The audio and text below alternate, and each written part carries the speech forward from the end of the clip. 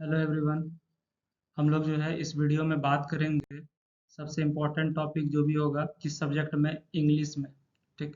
English आपको जो है फर्स्ट ईयर स्टूडेंट सबको पढ़ना है, चाहे फर्स्ट सेम में पढ़िए चाहे सेकंड सेम में पढ़िए। इंजीनियरिंग में हर फर्स्ट ईयर स्टूडेंट को इंग्लिश पढ़ना कंपलसरी है। सबसे पहले हम लोग देखते हैं किसके बारे में, एग्जाम पैटर्न के बारे में। एग्जाम पैटर्न पे देखिए, फोकस दो ही चीज़ पे किया गया है इंग्लिश में। आपको सबसे पहला फोकस है राइटिंग स्किल पे। ठीक। राइटिंग सेक्शन पे जो है बहुत ज़्यादा फोकस किया गया है। राइटिंग सेक्शन में आपको कुछ कुछ लिखने आएगा, जैसे कि ऐसे लिखने आता है, लेटर लिखने आता है।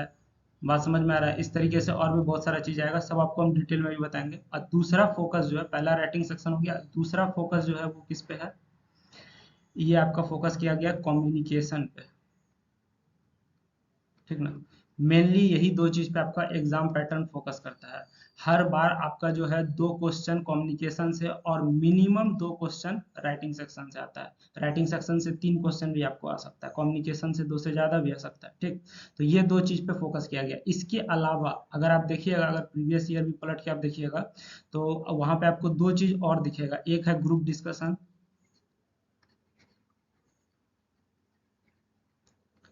दूसरा हमारा क्या है, इंटरव्यू। ठीक ना। एक ग्रुप डिस्कशन, दूसरा है इंटरव्यू। ये जो दो टॉपिक है, ग्रुप डिस्कशन से जो भी पॉसिबल क्वेश्चन हो सकता है, जैसे कि ग्रुप डिस्कशन में एडवांटेज डिसएडवांटेज हो गया। ठीक है। उसके बाद इसमें डूज एंड डोंट्स हो गया। ठीक। या फिर अंतर पूछ देगा। इस तरीके से ग्रुप डिस्कशन में जो भी पॉसिबल है, क्या करना चाहिए क्या नहीं करना चाहिए, एडवांटेज डिसएडवांटेज, उसका प्रिपरेशन कैसे करना चाहिए। ठीक है। तो ये सारा चीज जो है आपका इंपॉर्टेंट रहेगा। इंटरव्यू में भी सिमिलर, कि इंटरव्यूअर क्या देखेगा, आपका प्रिपरेशन कैसा होना चाहिए, उसमें क्या करना है क्या नहीं करना है, एडवांटेज डिसएडवांटेज जो भी चीज है, मतलब ये चीज देखेगा। तो आपको मेन फोकस किस पे रखना है, राइटिंग सेक्शन पे। ठीक। और दूसरा कम्युनिकेशन पे।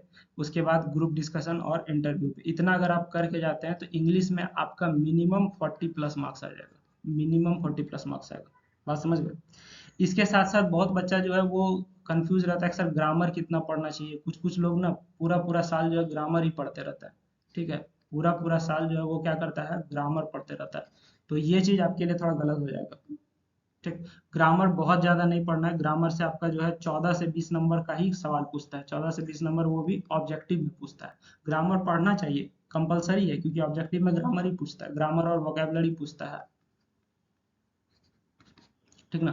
तो आपको ग्रामर पढ़ने की आवश्यकता है, लेकिन बहुत ज्यादा आवश्यकता नहीं। आपको मेन फोकस अगर इंग्लिश का प्रिपरेशन कर रहा हो उस पे है। पहला फोकस आपका राइटिंग सेक्शन पे होना चाहिए, दूसरा कम्युनिकेशन पे, और तीसरा में ग्रुप डिस्कशन और इंटरव्यू पे। हमने ग्रुप डिस्कशन और इंटरव्यू पे अलग से अच्छा सा एक वीडियो बना रखा है, आप उसको देख सकते हैं, आपके लिए हेल्पफुल रहेगा। अब हम लोग यहाँ से आगे बढ़ते हैं। हम लोग जो है सबसे पहले देखते हैं कि राइटिंग सेक्शन में हमारे लिए इम्पोर्टेंट क्या रहेगा। राइटिंग सेक्शन में आपका सबसे इम्पोर्टेंट चीज जो है वो है आपका सबसे पहले एसे। ठीक है। ऐसे में आपके आसपास का जो भी टॉपिक है, ठीक ना, हमारा जो भी सोशल इशू है, हमारे आसपास का जो भी समस्या है, उससे रिलेटेड लिखने आता है। ठीक। जैसे कि मान के चलिए सोशल मीडिया, इंटरनेट, ठीक है, उसके बाद इन्वायरमेंट। बात समझ गए? इसके अलावा और भी जो जो चीज हमारा सोशल इशू में आता है, वो सारा चीज आपका यहाँ पे क्वेश्चन फ्रेम हो जाता है। ठीक। पहला बात हो गया, एजुकेशन सिस्टम हो गया। ठीक है। उसके बाद हमारा जो है ये डिजिटल इंडिया का क्या फायदा है, बात समझ में आ रहा है? उसके बाद और भी आपका क्या क्या आ सकता है, और भी टॉपिक आ सकता है कि बेस्ट इंस्पायरिंग प्लेयर के बारे में लिखिए। बात समझ गए? तो ये सब चीज आपका ऐसे के नाम पे आएगा। इसके बाद हमारा अगला चीज जो राइटिंग सेक्शन में आएगा, ऐसे में आप क्या ध्यान रखिएगा, आपके आसपास का जो भी सोशल इशू है या फिर कॉमन टॉपिक्स जो सबके इंटरेस्ट में आता है, तो वही चीज आपको देता है। ठीक। ऐसे आप जितना लिख के प्रैक्टिस कीजिएगा उतना अच्छा। ऐसे लिखने का अपना एक तरीका होता है। इसके बाद हमारा जो भी इम्पोर्टेंट चीज है वो हमारा है लेटर। ठीक ना। ऐसे के बाद जो हमारा सबसे इम्पोर्टेंट चीज है वो है लेटर। ठीक। लेटर में भी आपको क्या लेटर देता है, जॉब से रिलेटेड लेटर देता है। जैसे कि अगर आपको जॉब रिजाइन करना है तो क्या लेटर लिखिएगा। ठीक ना। उसके बाद कंप्लेन से रिलेटेड, मान के चलिए आपके सोसाइटी में कोई प्रॉब्लम है, बार बार लाइट कट रहा है, ठीक है, या फिर सोसाइटी का कचरा जमा है, कोई साफ करने वाला नहीं है, तो उस तरह का जो भी कंप्लेन लेटर है वो आपको लेटर लिखने देगा। ठीक। मेन दो रहेगा, एक जॉब का रहेगा, एक कंप्लेन का रहेगा। इसके अलावा और भी आपको आ सकता है। लेटर के बाद आपको जो है रिपोर्ट भी लिखने आ सकता है। लेकिन रिपोर्ट बहुत ज़्यादा इंपॉर्टेंट नहीं है, एसे लेटर ये ज़्यादा इंपॉर्टेंट है। एसे लेटर के बाद अगर कोई इंपॉर्टेंट है तो वो बिजनेस ईमेल आपका इंपॉर्टेंट है, ठीक ना। बिजनेस से रिलेटेड ईमेल जो है ये अभी के समय में बहुत इंपॉर्टेंट है। इसका एक फॉर्मेट देख के जाइएगा, आपको फायदा मिलेगा। बिजनेस ईमेल के बाद आपका और भी क्या इंपॉर्टेंट है, सीवी रेज्यूमे भी बहुत इंपॉर्टेंट है। सीवी और रेज्यूमे भी आपका इंपॉर्टेंट है राइटिंग सेक्शन में, तो इसको भी जरूर से जरूर देख के जाइएगा, समझ गए। यहाँ से हम लोग जो है आगे बढ़ते हैं और देखते हैं कि इसमें और क्या क्या इंपॉर्टेंट है हमारा। आपको हम एसे से रिलेटेड कुछ टॉपिक बता देते हैं, ठीक है। एसे का जो कुछ टॉपिक है वो आपको हम बता देते हैं। जैसे आपको अनएम्प्लॉयमेंट इन इंडिया पे लिखना आ सकता है, ठीक है। अनएम्प्लॉयमेंट पे आ गया, करप्शन पे लिखने आ सकता है, करप्शन इन इंडिया, ठीक है। या फिर हमारे आसपास जो करप्शन है, करप्शन अराउंड अस, ठीक। इसके बाद आपको क्या आ जाएगा, सोशल मीडिया पे लिखने आ सकता है, ठीक ना। इन्वायरमेंट पे ऐसे आ सकता है। इन्वायरमेंट मतलब हमारा जो पेड़ कट रहा है या फिर हमारा जो डेली लाइफ में पॉल्यूशन बढ़ रहा है उस पर लिखना आ सकता है। इसके साथ साथ और आपके लिए इसमें क्या इंपॉर्टेंट रहेगा, water in life, water in life ये भी आपके लिए इम्पोर्टेंट है। इसके बाद इंटरनेट भी हमारे लिए इम्पोर्टेंट है। बात समझ गए। तो इस तरीके का जो भी टॉपिक है ये सब आप जो है देख के जाइएगा, मतलब कॉमन वाला जो भी टॉपिक है वो सब आप देख के जाइएगा। साथ साथ आप रेज्यूमे से भी जरूर देख के जाइए, रिपोर्ट देख के जाइए, लेटर भी देख के जाइए। अब यहाँ से हम लोग आगे बढ़ते हैं। अब हम लोग बात करते हैं कम्युनिकेशन का। कम्युनिकेशन हमारे लिए जो है बहुत ज़्यादा इंपॉर्टेंट है। कम्युनिकेशन से हर बार आपका जो है मिनिमम 2 क्वेश्चन पूछा ही पूछा है। कम्युनिकेशन में आपसे पूछेगा क्या, जैसे आपको जो है सबसे पहले शॉर्ट नोट्स टाइप में इसमें क्वेश्चन पूछता है, ठीक ना। शॉर्ट नोट्स में भी आपका टॉपिक जनरली कम्युनिकेशन में क्या रहेगा, जैसे आपको पूछेगा मास कम्युनिकेशन पूछ सकता है, मास कम्युनिकेशन पूछेगा। उसके बाद आपसे क्या पूछ सकता है, रिटर्न ओरल कम्युनिकेशन। ओरल मतलब मौखिक और रिटर्न मतलब लिखित, ठीक है, रिटर्न कम्युनिकेशन। इसके बाद और आपसे इसमें क्या पूछ सकता है, टेक्निकल कम्युनिकेशन पूछेगा।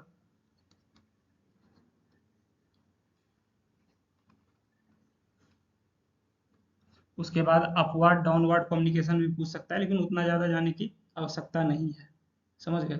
उसके बाद कम्युनिकेशन से जो रिलेटेड बैरियर्स है ये बहुत इंपॉर्टेंट है, बैरियर्स इन कम्युनिकेशन, मतलब कम्युनिकेशन के समय जो बाधा हो जाता है, ये वाला टॉपिक जो है सबसे ज़्यादा इंपॉर्टेंट है, बस समझ गए। इसके बाद हमारा जो है सॉफ्ट स्किल आपसे पूछेगा। ये सब चीज़ जो है आपको इंटरव्यू में भी काम देता है, सॉफ्ट स्किल पूछेगा। उसके बाद इसमें आपका इम्पोर्टेंस ऑफ सॉफ्ट स्किल पूछेगा, ये भी इम्पोर्टेंट है। अभी जितना चीज़ आपको सामने लिखा हुआ है, अगर आप चाहें तो ये सारा चीज़ जो है पूरा 2 घंटे में प्रिपेयर हो जाएगा। कम्युनिकेशन का ये जो भी टॉपिक आपके सामने लिखे हैं ये आप चाहिएगा आधा 1 घंटा में पूरा प्रिपेयर हो जाएगा। ये सब टॉपिक में दम नहीं है, समझ गए। चलिए इसके बाद हमारा जो पूछा जाता है वो हमारा क्या पूछा जाएगा कम्युनिकेशन में, एक ग्रुप डिस्कशन पूछा जाता है, समझ गए। ग्रुप डिस्कशन में हमारा जो है इससे रिलेटेड जो भी पॉसिबिलिटी है, एडवांटेज डिसएडवांटेज, क्या करना चाहिए क्या नहीं करना चाहिए, इसका प्रिपरेशन कैसे होगा, बैरियर क्या क्या है, ठीक है। या फिर ग्रुप डिस्कशन करते समय हमको किन किन बातों का ध्यान रखना चाहिए, ग्रुप डिस्कशन का इंपॉर्टेंस क्या, वो सारा चीज़ इससे पूछा जाएगा। मतलब इस टॉपिक से रिलेटेड A to Z पूछा जाएगा। इसके बाद इंटरव्यू भी पूछा जाता है, ठीक ना। इंटरव्यूअर क्या देखता है, इंटरव्यू में क्या करना चाहिए क्या नहीं करना चाहिए, इसका इम्पोर्टेंस क्या रहेगा, इसका टाइप्स क्या है इंटरव्यू का, ये सारा चीज़ आपसे पूछेगा। बात समझ गए ना, ठीक है। उसके बाद आपका जो है ग्रुप डिस्कशन और डिबेट के बीच में अंतर क्या है ये भी पूछेगा। ग्रुप डिस्कशन और डिबेट के बीच में अंतर क्या है ये भी आप जो है ध्यान दे के जाइएगा, ठीक। अब यहाँ से हम लोग आगे बढ़ते हैं, ये तो कम्युनिकेशन वाला पार्ट हो गया। कम्युनिकेशन में आपको क्या ध्यान रखना, मेन आपको शॉर्ट नोट्स टाइप आएगा और ये सब चीज़ आप देख लीजिएगा। उसके बाद हमारा आता है ग्रामर। ग्रामर में हमसे बहुत ज़्यादा चीज़ नहीं पूछा जाता है, ठीक है। ग्रामर में हमसे क्या क्या चीज़ पूछा जाएगा, ग्रामर में आपको बहुत कुछ पढ़ने की आवश्यकता नहीं है। ग्रामर में आप जो है टेंस देख के जाइए, ठीक है। टेंस के बाद और क्या क्या चीज़ देख के जाइएगा, वॉइस देख के जाइए। नरेशन यानी कि डायरेक्ट इनडायरेक्ट देख के जाइए।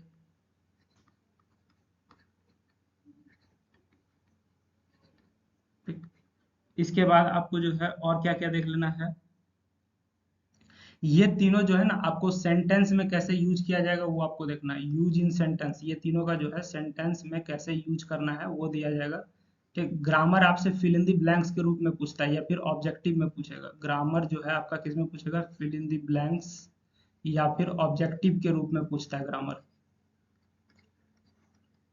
आपको तो मालूम है पहला क्वेश्चन ऑब्जेक्टिव होता है जो कि कंपलसरी है। ठीक है, तो ग्रामर उसके लिए इंपॉर्टेंट है। ग्रामर से बहुत ज्यादा पूछेगा नहीं, 14 से 20 मार्क्स पूछता है ग्रामर से।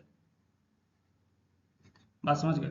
तो ये आप देख के जाइए। इसके साथ साथ आपको ग्रामर में और क्या क्या देखना पड़ेगा, आर्टिकल्स देख लीजिए। आर्टिकल्स भी आपसे फिल इन द ब्लैंक्स में पूछेगा। ठीक है। उसके बाद भर्ब बहुत ज्यादा इंपॉर्टेंट है। ठीक ना, भर्ब इसमें इसका फॉर्म्स पूछता है। ठीक ना। उसके बाद आपको जो पूछा जाता है, सब्जेक्ट वर्ब एग्रीमेंट पूछा जाएगा आपसे। ये भी इंपॉर्टेंट है, यानी कि आपको पूरा पूरा वर्ब जो है देख के जाना पड़ेगा। ठीक। वर्ब के बाद और आपको क्या देखने की आवश्यकता है, एरर देखने की आवश्यकता है। आपका सवाल जो है एरर से भी पूछा जाता है। बात समझ गए।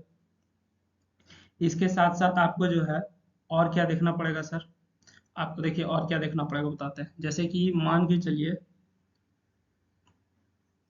वोकैबुलरी का अगर बात किया जाए, ठीक ना, वोकैबुलरी में जिसमें कि ये भी ऑब्जेक्टिव के रूप में पूछा जाता है। वोकैबुलरी में आपसे एंटोनिम साइनोनिम पूछा जाएगा। ठीक, एक या दो क्वेश्चन रहेगा, ज्यादा रहता नहीं है एंटोनिम साइनोनिम से। उसके बाद वर्ड का मीनिंग पूछा जाता है या वर्ड फॉर्मेशन पूछा जाएगा। ठीक। उसके बाद और क्या पूछा जाएगा आपसे, वन वर्ड सब्स्टिट्यूशन, होमोफोन्स भी पूछा जाएगा। वन वर्ड सब्स्टिट्यूशन, अनेक शब्दों के बदले एक शब्द, होमोफोन्स पूछा जाता है। तो इतना अगर आप देख के जाते हैं तो आपके लिए वोकैबुलरी में काफी है। वोकैबुलरी आपका कहाँ पूछा जाएगा, ऑब्जेक्टिव के रूप में पूछा जाएगा। बात समझ गए। यहाँ से हम लोग आगे बढ़ेंगे और अब हम लोग अदर्स टॉपिक में देखेंगे। अदर्स टॉपिक जो हमारे लिए इम्पोर्टेंट रहेगा वो सब चीज देखता है। इसके बाद अदर्स टॉपिक में आपका जो सबसे इम्पोर्टेंट चीज है वो है माइन्यूट्स ऑफ मीटिंग।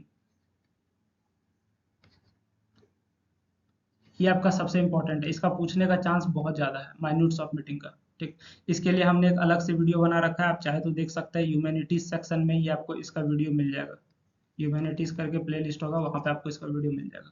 और ये बहुत इंपॉर्टेंट है, अभी तक पूछा नहीं गया लेकिन पूछने का चांस बहुत ज्यादा है। और ये चीज आपको जो है थर्ड सेम में एक बार फिर से पढ़ना है। समझ गए। इसके बाद हमको और क्या इंपॉर्टेंट रहेगा इसमें, डिबेट आपका इंपॉर्टेंट रहेगा। डिबेट के बाद आपका और क्या इंपॉर्टेंट रहेगा, ईमेल इंपॉर्टेंट रहेगा। ईमेल में शिष्टाचार क्या है वो चीज आपको देखना पड़ेगा। ईमेल लिखते समय किन किन बातों का ध्यान रखना चाहिए, उसका जो एटिक्वेट्स है उस पे सवाल पूछता है। ईमेल हो गया।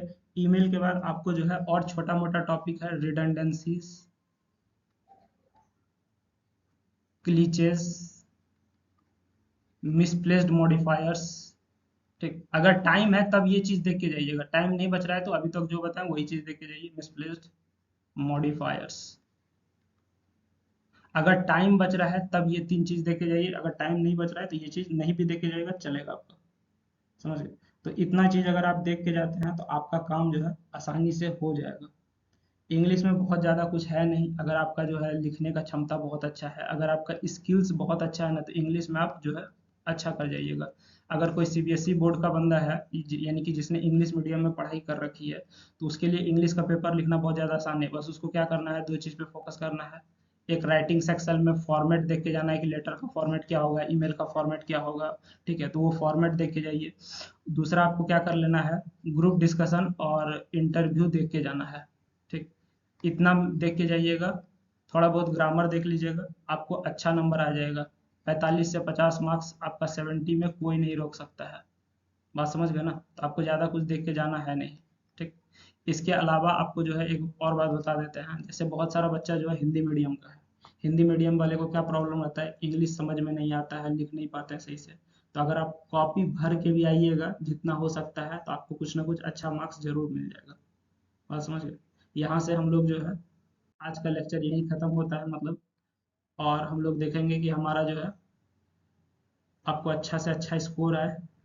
आप बाकी का वीडियो ज़रूर देखिए ताकि आप फ़ायदा में रहिएगा।